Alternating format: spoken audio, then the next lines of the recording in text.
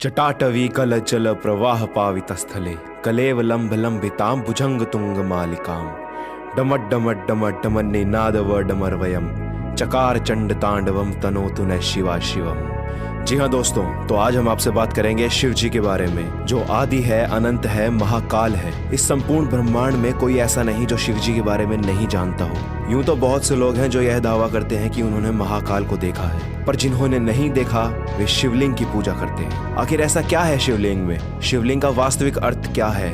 इस ब्रह्मांड में शिवलिंग को इतनी मान्यता क्यों दी गई है? आज हम इस वीडियो में जानेंगे इसी के बारे में। तो इस वीडियो को अंत तक देखिएगा, क्योंकि बहुत से लोगों ने शिवलिंग का गलत मतलब निकालकर लोगों को भ्रमित कर रखा है। पर इसमें सबसे आश्चर्य की बात यह है कि इसमें बाहर के लोग यानी विदेशी लोगों के अलावा अपने देश के लोग भी शामिल हैं। इन लोगों ने शिवलिंग का इतना गंदा मतलब निकाल रखा है कि हम आपको वह मतलब बताना भी शर्मनाक समझते हैं। वह महादेव के लिए बहुत ही शर्मनाक चीज होगी। आज के बाद आपको शिवलिंग का वास्तविक अर्थ समझ में आ जाएगा।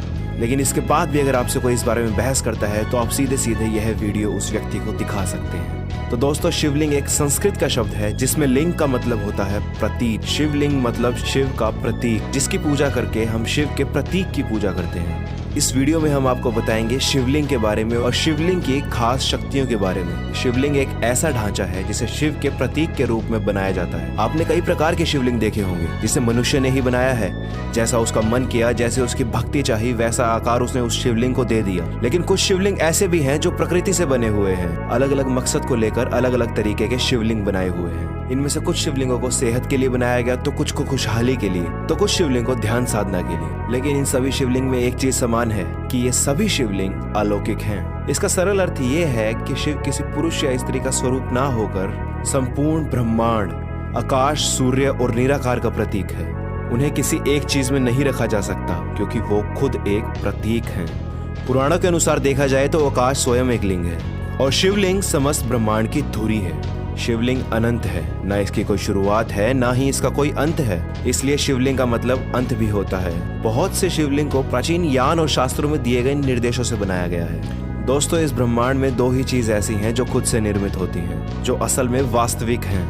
एनर्जी, जिसे ओरा कहा जाता है, और दूसरा पदार्थ। इसी प्रकार शिव पदार्थ है और उनकी शक्तियां ऊर्जा। यह दोनों मिलकर शिवलिंग बनाते हैं। शिवलिंग शिव और माता पार्वती का आदि और अनादि रूप है और पुरुष और प्रकृति की समानता का प्रतीक भी है। अर्थात प्रकृति में पुरुष और स्त्री दोनों का समान रूप से वर्चस्व है। और इसी प्रकार आप इस वीडियो के जरिए किसी भी व्यक्ति को बता सकते हैं कि शिवलिंग शिव का प्रतीक है, ना ही लिंग का। तो चलिए शिव से जुड़ी आपको एक कहानी सुनाता हूँ। ब्रह्मा जी सृष्टि के रचयिता और श्री विष्णु पालनहार, और सृष्टि को संतुलित करने के लिए भगवान शिव। ऐसे ही एक बार भगवान ब्रह्मा और विष्णु में लड़ाई हो गई कि हम दोनों में से कौन बड़ा है, किसकी शक्तियां ज्यादा है। दोनों आपस में जमकर बहस करने लगे। इतनी ही देर में एक आकाशवाणी हुई कि एक खास काला पत्थर है, उसकी ऊंचाई या गहराई, उनमें से किसी एक चीज के अंत का किसी ने भी पता लगाया तो वह इस ब्रह्मांड का सबसे शक्तिशाली जीव है। और जैसे ही यह ब्रह्मा जी ने सुना तो ब्रह्मा जी शिवलिंग की ऊंचाई का पता करने के लिए उड़ने लगे और ऊपर की तरफ जाने लगे।